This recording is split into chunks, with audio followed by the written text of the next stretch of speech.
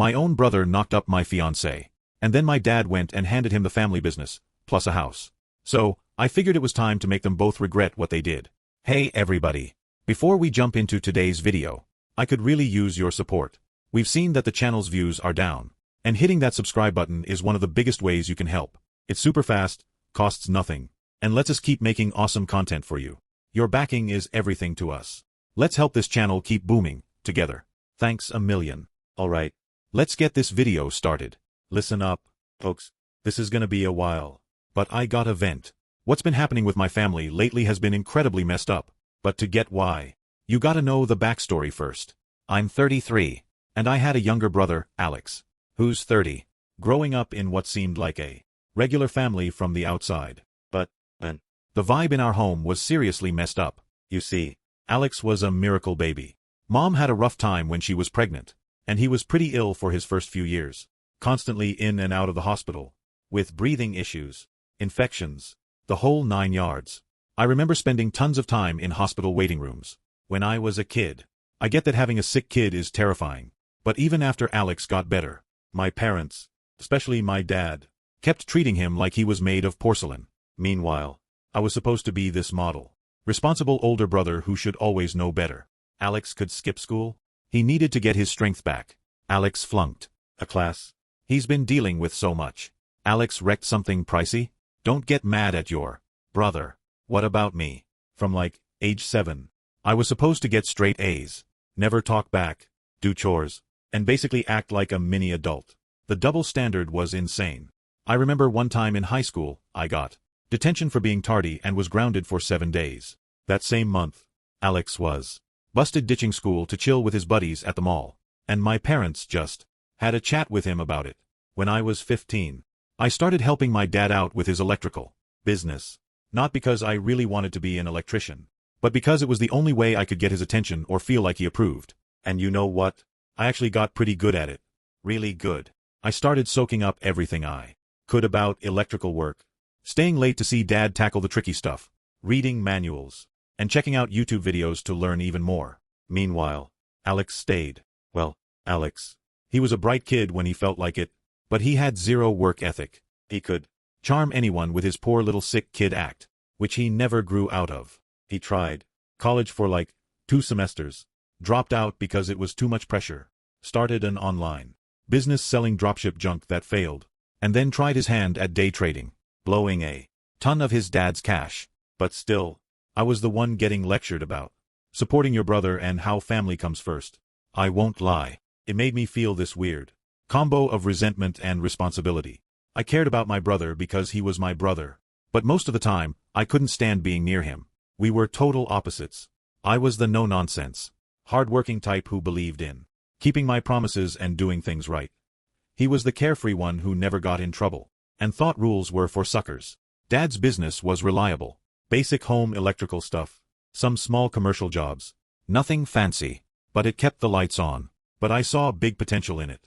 When I wasn't on the job, I was researching new tech, smart home setups, and security systems.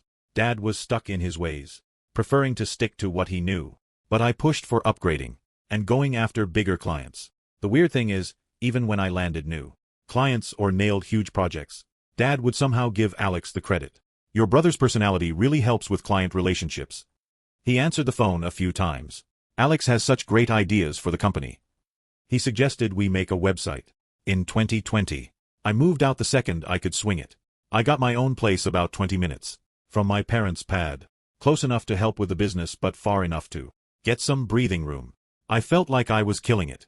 You know, I had my own crib, was making good money, and was picking up new skills. I was even thinking about getting my master electrician license and maybe even starting my own thing someday. Sophie, a 29-year-old, and I met about 6 years back while working on a major rewiring gig at these fancy apartments downtown. She was the building manager there. The first time I laid eyes on her, she was going at it with some HVAC guys about their crappy work, getting into the nitty-gritty of why their setup wasn't up to snuff. I remember thinking, wow, she really knows her stuff. Most building managers I dealt with just wanted things done on the cheap and fast. But Sophie was something else. She had gone through all the electrical regulations and knew exactly what she wanted. For the first few weeks on the project, She kept swinging by to check our work, not in a nosy way, but because she genuinely wanted to know what we were up to and the reasons behind it. I started taking lunch breaks when I figured out she'd be doing her inspections. We'd talk about the project at first, then about all sorts of things. She told me about growing up with her dad, a general contractor, and how she picked up everything about building by helping him on jobs. I told her about my dream of modernizing my dad's business and maybe expanding into more commercial projects. She was super easy to talk to, you know. I could complain about my family drama, and she got it. Her brother was also the golden child, a big-shot lawyer who could do no wrong. We joked about starting a support group for the responsible siblings. After we wrapped up the apartment project, I figured that was that, but about a week later, she rang up the office to report a critical electrical issue in her own place. Dad asked me to swing by. Turns out, there was absolutely nothing wrong. She just wanted to hang out again. I gotta say, that was a pretty smooth move. We started going out after that. Sophie was way different from the other girls I'd been with. She didn't mess around or expect me to be a mind reader. If something was bugging her, she'd just say it. If she was happy, you'd know it. She also seemed genuinely interested in my work. She'd helped me cram for my license tests and eventually started helping out with the business side of things. Within a year, she was basically running our operation, having set up a new scheduling program, revamped our billing, and created real contracts instead of the scribbled estimates we used to roll with. Dad was salty about it at first. He liked doing everything the old-fashioned way, but he had to admit the business was running way better. I finally felt like I was making something legit. We shacked up together after 2 years and started talking about getting hitched and even having kids. Down the road, Sophie would kid around about our future kids becoming electricians and taking over the family business. And I thought I had it all figured out. The crazy part is that my family dug her at first. Mom was always inviting us over for dinner, asking Sophie for help with tech stuff, or getting her advice on home makeovers. Even Dad came around to her once he saw how much she was helping the company grow. We were landing bigger deals, doing more commercial stuff, and building a solid rep in the area. Sophie got along with Alex, too. When I got annoyed with his latest failed scheme, she would stick up for him, telling me I should try to see things from his perspective. How being sick as a kid might have messed him up. Looking back, I should have seen that as a warning sign. But you know how it goes when you really trust someone. You don't want to spot the red flags. We got engaged after 4 years of being together. Nothing over the top. I popped the question at home after we wrapped up this huge project we'd been collaborating on. She'd been helping me plan this major electrical overhaul for a local hospital, staying up late with me to go over plans and deal with contractors. It just felt like the right time, you know, like we were real partners in everything. About a year ago, things started to shift. Alex had blown another chunk of Dad's cash, trying to start a cryptocurrency trading thing, came crawling back home broke, and Dad offered him a gig in our office. Just the basics, picking up the phone, filing paperwork, and setting up appointments. It should have been a no-brainer, but Alex always found a way to mess things up. Sophie started spending more time at my folks' place, helping Mom with wedding stuff and all that. She said it was easier to concentrate on company paperwork there while Alex was getting the hang of things. I was out working most days, so it seemed logical at the time. After that, everything started going downhill fast. I started picking up on little changes about 8 months before everything went to hell. Nothing major at first, just small things that didn't add up. Sophie was spending way more time at my parents' crib, helping with business stuff. She said she was teaching Alex our new invoicing program and helping Mom with wedding plans. Made sense, right? I was out on jobs most days, busting my butt to save cash for our future. We planned the whole wedding and talked about getting a place. I wanted to do everything right. But then other stuff started happening. Sophie changed her phone's passcode. She'd never really kept her phone private before. We knew each other's codes. It wasn't a huge deal, but she started acting weird about it. She said her banking app made her beef up security or whatever. I totally trusted her, so I didn't dwell on it. Then Alex started acting all different. He started wearing cologne to the office. Dude used to show up half the time in the same outfit as the day before. He got all these new threads and started showing up to work on time, which was a shocker for him.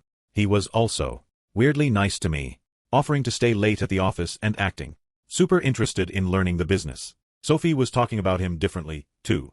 Alex is really improving at managing the schedule. Your brother's actually pretty clever when he puts his mind to it. She'd get ticked off whenever I griped about him screwing something up. and even started siding with him in family arguments.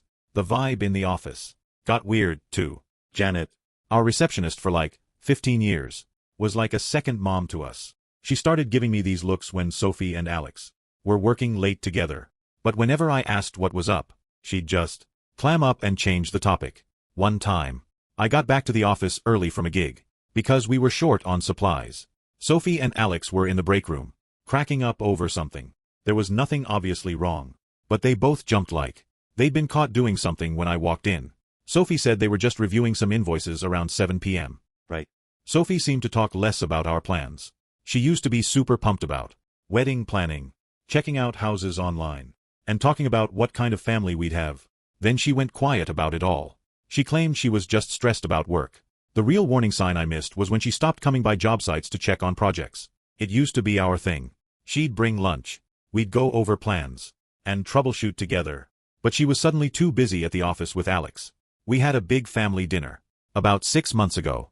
Sophie was acting strange all night, barely saying a word and constantly checking her cell. Alex kept trying to make inside jokes with her.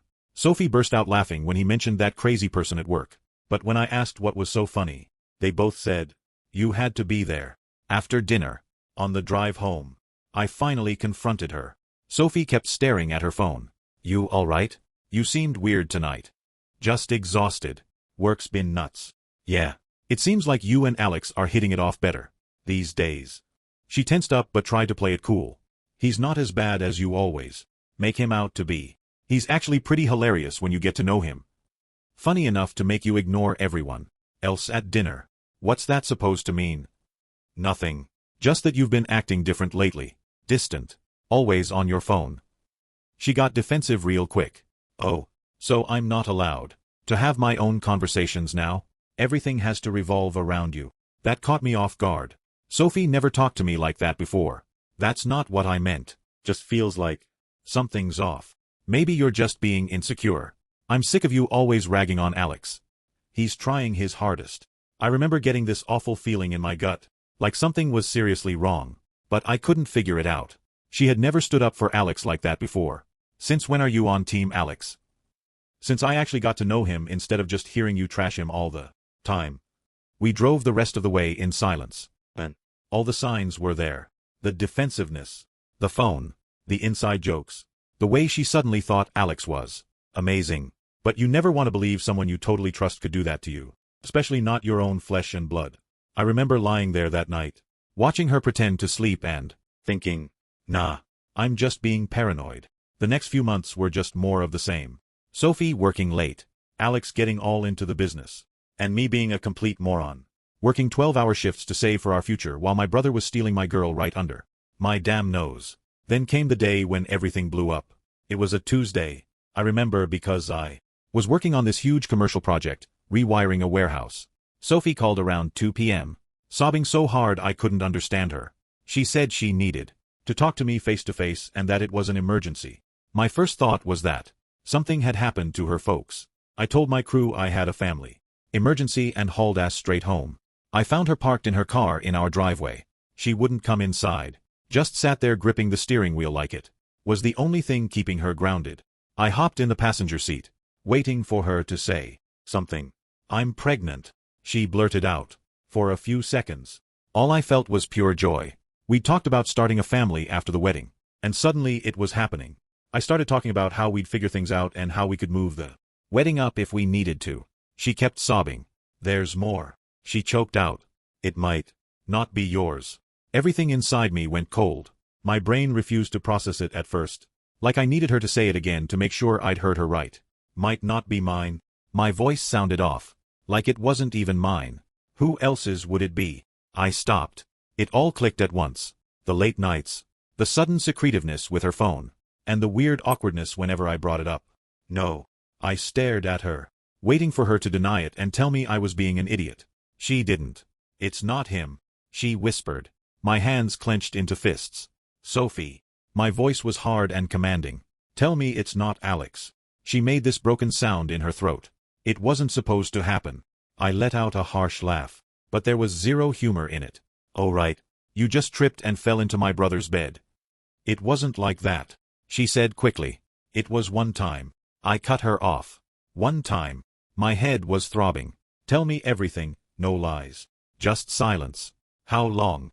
Her breathing sounded shaky. 3 months. Maybe 4. I had to press my hands on my knees to keep myself from shaking. Does he know? My voice was strained and controlled. She nodded. I told him yesterday. That's when I knew I had to tell you too. I stared at her. Like she wanted me to be relieved she had finally decided to come clean. I got out of the car because I needed some air. She followed me, trying to explain how it wasn't planned, how awful they both felt, and how they had stopped it weeks ago. All I could picture was them laughing in the break room during those late-night work sessions. Were you ever going to tell me if you weren't pregnant? She didn't answer that. It told me everything I needed to know. I hopped in my truck and drove straight to my folks' place. I found Alex in the office, goofing off as usual. When he saw my expression, he knew I was onto them. Listen, bro. I can explain. I don't remember exactly what happened next. It's all a blur. But I remember him on the floor with blood pouring from his nose. Dad and 2 of our guys pulling me off him. Alex started yelling about how I was nuts, how Sophie had made the first move, and how they were head over heels in love. My own brother, the guy who'd watched me plan my future with this woman and sat there at Sunday dinners knowing exactly what he was up to. Dad got between us, tried to de-escalate things, and told us we had to handle this like grown-ups. That's when Alex dropped the next bomb. She's carrying my child. You can't just brush that aside. Dad's face went pale. I guess he hadn't been clued in on that part. Mom started sobbing. Janet grabbed her purse and stormed out. I found out later that she quit that day, saying she couldn't work for people like them. I glanced at my father and said, "He's your responsibility now. I'm out." Dad tried to stop me, saying, "Son, hold on. We can work this out. Family is everything." I told him Alex stopped being my family the second he touched my fiancée. I walked out and haven't been back since. Sophie was still at our place when I got back. She was sitting on the sofa, crying after packing her stuff. "I never wanted to hurt you," she explained. "It just got messy." I told her she had 24 hours to get her things and get out. I didn't care where she went. Block my number. Forget my address. "What about the baby?" she asked. "Better hope it's Alex's, because if it's mine, we're doing a DNA test and involving lawyers." She tried to say more, but I walked away. I drove to my buddy Mike's place and crashed there for a few days while she moved out. So, after everything went down, I stayed at my friend Mike's apartment for about a week. I turned off my cell. I just needed to process everything. Mike's a real one. Didn't try to give advice or anything. Just let me crash. When I finally turned my phone back on, I had like 50 missed calls. Most of them from my parents. Some from Sophie. And a few from Alex. This dude has some serious nerve. But I only listened to Mom's messages. She was crying in most of them, begging me to come talk to Dad, who claimed to have a solution. I should have known Dad's solution would be manipulative. Garbage. But I went anyway. Mostly because Mom sounded so heartbroken. Walking into that house was weird. I found everyone in the living room. Mom looked like she hadn't slept in days. Dad sat in his usual recliner, looking serious, like he was getting ready to give one of his lectures. Alex was there too, with a nice bruised nose. I am not sure if he cleared his throat and smacked me with a diamond. "Son, I've been thinking about how to fix this situation in a way that's fair to everyone. Since you're clearly not willing to reconcile with Sophie, and given her situation, I think it makes sense for her and Alex to tie the knot." I actually laughed. I literally burst out laughing in his face. But he wasn't done. Furthermore, since they'll be starting a family, I think it's right for Alex to take the reins of the business. With Sophie's experience managing the office and Alex learning the ropes, they could. Alex learning the ropes? I cut him off. He can't even wire a freaking outlet without screwing it up. Dad had that same look he always gets when someone interrupts him. Watch your language. And your brother has shown real potential to learn. In fact, I want you to show him the ropes. Guys, I've snapped. I started laughing again. But it was the kind of crazy chuckle you get when something is so messed up that you can't even process it. "Let me get this straight," I said. "You want me to train the brother who slept with my fiancée to take over the business I helped build, while they're married and raising a kid that might be mine? Are you actually out of your mind?" Mom started crying again. Alex just sat there, staring at the floor like a coward. Dad pulled out his final card. This business is still legally mine. If you won't help your brother, maybe you should find a different job. That's when I realized all those years of hard work had been for nothing. All of my sweat, the clients I brought in, and the reputation I built were meaningless compared to Precious Alex's latest screw-up. I just got up and headed for the door. Mom tried to stop me, but I just said, I'm done. Good luck with your new dream team. Alex finally spoke up. Bro, wait. I turned around and just said, call me bro again, and I'll break more than your damn nose. Dad started yelling at me about loyalty and giving people second chances. I didn't even look back. The next day, I started calling all of our major clients, including the ones I had personal connections with. I told them I was leaving and recommended some other reliable contractors they could use. Dad called, furious about how I was trying to sabotage the business. I told him I was just letting my clients know I wouldn't be handling their projects anymore. It's not my fault if they don't want to work with his new dream team. Alex and Sophie actually went through with the whole thing. They got hitched at the courthouse 2 weeks later, like it was some kind of love story instead of a total betrayal. Dad even supported them, giving them a down payment on a house as a reward for what they'd done. Meanwhile, I was left standing in the wreckage of everything I thought I knew. There was no apology, no real consequences, just the expectation that I'd move on while they played happy family. So I did. I walked away from all of it. I took a gig with one of our old competitors, where my work was valued instead of being treated like an afterthought. Better pay, real appreciation, and best of all, no family drama. I poured everything into starting over and building my own reputation. I even got my master electrician's license, something Dad always claimed I wasn't ready for. Turns out, I was more than ready. I just had to get out of his shadow to prove it. I didn't hear much about the family business for about 4 months. Mom would occasionally text me, but I asked her not to update me on Alex or Sophie. I didn't need the stress in my world. Then, last week, I got a call from Mom around 11 p.m. She started crying again, saying Dad urgently needed to talk to me.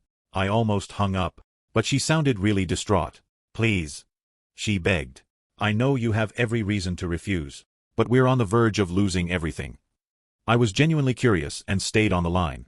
Dad got on, and his voice was different. Not the usual, I know it all, tone. He sounded defeated. Turns out that letting Alex run the business was exactly the disaster I'd predicted. This genius messed up 3 major commercial jobs so badly that one client is threatening to sue us for code violations. I'm talking about basic stuff like wrong gauge wiring, missing ground wires, and junction boxes installed without covers. Mistakes that could literally burn a building down. And it gets even better. Instead of hiring qualified electricians, he appointed his drinking buddy from college as chief electrician. The guy's entire electrical experience involved changing light bulbs in his apartment. No license, no credentials, and probably couldn't tell the difference between a voltmeter and a screwdriver. They're running a real professional operation there. Then there's the money side. Alex apparently forgot to pay their liability insurance. Think about that. You're in the electrical business. They'd lose everything with one accident or fire. But, hey, why spend money on silly things like insurance when you can pocket the cash instead? Because that's exactly what he was doing. Taking cash payments from customers while conveniently forgetting to record them in the books. And the financial genius had been taking out loans against the company without telling Dad. Multiple loans. We're talking serious money here. And the best part? Nobody can figure out where all that cash went. Nothing in his bank account. Nothing in his investments. It all vanished like magic. I'm betting his new car and the fancy clothes he's been wearing might be a clue. It's almost impressive how thoroughly he ruined everything in just a few months. Dad spent 30 years building this company, and Alex practically destroyed it in less than 6 months. That's what happens when you hand over a successful business to someone whose greatest accomplishment was being the beer pong team captain in college. Dad finally found out when their insurance got cancelled, and he started digging into the books. Alex had been covering up all of the problems by doctoring the paperwork, just like Sophie had taught him during all those late hours at work. Most of their experienced employees quit. I can't blame them. Alex treated them like garbage, and checks started bouncing. Janet, our former receptionist, apparently tried to warn Dad about suspicious activity in the accounts months ago, but he wouldn't listen. Dad's voice was shaking as he told me all of this, and then he hit me with, "Son, I need you to come back. Help me fix this. We can make you majority owner. give you total control. I told him I needed to think about it. He started to get desperate. Please. We're going to lose it all. The business. The house. Everything I've worked for. Your mother. She's not coping well with this. Then he played his last card. Alex and Sophie broke up. She left last week. Just vanished. Left a note saying not to reach out. The baby. We don't even know where she is. Alex wasn't daddy material after all. My response was, not my circus. Not my monkeys anymore. Dad started with his usual guilt trip. About family and loyalty. I cut him off. Remember when I begged you not to give the business to Alex? When I told you he'd run it into the ground? What was it you said? Oh yeah. Family is family. Well, this is your family's mess now. Mom called back, sobbing about how they might be homeless soon. That hit hard. Mom didn't deserve any of this. She's the only one who's ever tried to keep the family together. The only one who hasn't taken sides, even when she probably should have. I told her she could come and stay with me. Anytime. It's just her. Not Dad. Not Alex. I can't leave your father, she explained. I sighed. Then that's your choice, Mom. But my door is only open for you. It sucked knowing she would never walk through it. A few days later, Sophie texted me. I know I'm the last person you want to hear from, but I need help. The baby's yours. I got the test results. Alex took all my money and disappeared. Please. I don't have anywhere else to turn. I read it, stared at it, and put my phone down. Didn't reply. Not going to. But damn if it didn't sit there like a rock in my gut. Like a punch I knew was coming but couldn't handle. It should have meant something. It should have been life-altering. But all I felt was exhaustion. Like I had finally climbed out of this mess just to have it reach back and try to pull me under again. And for the first time, I didn't know what to do. Dad showed up at my place last night while I was still trying to figure out what was going on. There was no warning. Just standing there when I got home from work. Looking rough. Wearing an old jacket I remember from my childhood. Hadn't shaved in what looked like weeks. First thing I noticed was that he was driving Mom's old Civic instead of his truck. Later, I found out they had to sell his truck to pay off some of the business's debts. Can we talk? He asked.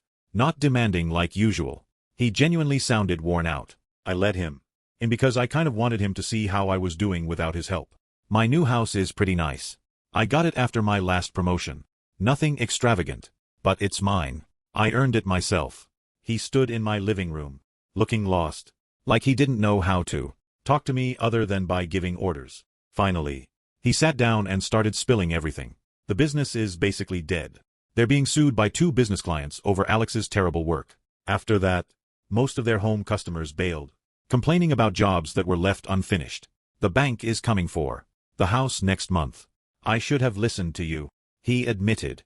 This is the first time I've ever heard him admit to being wrong about anything. I told him that was good to hear, but it was too late. Then he pulled out this folder. Inside, there were papers to transfer 100% ownership of the company to me. No strings attached. You can save it, he said. You always knew what you were doing. I was just too stubborn to see it. You know what's crazy? 6 months ago, this would have been everything I wanted.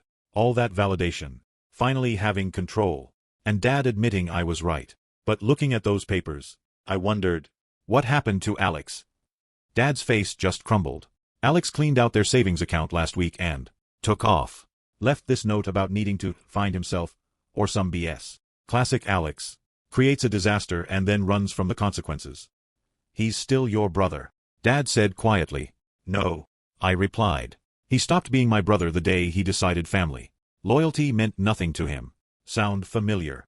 That hit him hard. Good. He started telling me how he could help me rebuild the company. How we could work together. And be a real family again. I had to laugh. Dad, you're not listening to me. I don't want the business. I don't want your help. I'm done. But this is your legacy, too. Everything we built. Everything I built. You gave to Alex. Remember? You chose him even after he slept with my fiancée. Now you get to live with that choice. He tried guilt-tripping me again about Mom's distress over the family falling apart. I told him the same thing as before. She's welcome here anytime. Just her. She won't leave me, he said. Then that's her choice. And living with the consequences of your actions. That's yours. He sat for a long time before asking quietly, where did I go wrong? I wanted to lay it all out. All the years of favoritism, the constant pressure, the way he always made me feel like I was never good enough while Alex got a free pass for everything. But what was the point? He wouldn't get it, not even now. You made your choices, Dad, I said. Now you have to live with them. He left the folder on the table and walked out. I watched him drive away in Mom's old car, and for the first time, I didn't feel angry, just empty. Like this whole chapter of my life was finally over, and I had no idea what came next. So, here I am. The family business is in ruins, my brother's a deadbeat dad on the run, my dad's lost everything, and my ex-fiancée is claiming I'm the father of her child. It's a complete soap opera, right? Except it's my life. I haven't decided what to do about the baby. Part of me wants to get a DNA test, prove it's mine, and fight for custody just to spite them all. Another part wants to walk away from the whole toxic mess and never look back. I'm good at my job, I'm making decent money, and I've finally built a life where I'm not constantly stressed out about my family's drama. Why would I want to jump back into that fire? But then there's this tiny voice in the back of my head, this nagging feeling that maybe, just maybe, I should try to fix things. Not for them, but for myself. For the kid, who didn't ask for any of this. It's a mess, a huge, complicated mess, and I honestly don't know what the right answer is. That's where I'm at, folks. Thanks for sticking with me through this whole insane story. I know it's a lot, but just getting it all out there has been, I don't know, therapeutic? Let me know what you think in the comments. Any advice, similar experiences, or even just a wow, that sucks, would be appreciated. And seriously, hit that subscribe button. It really does help.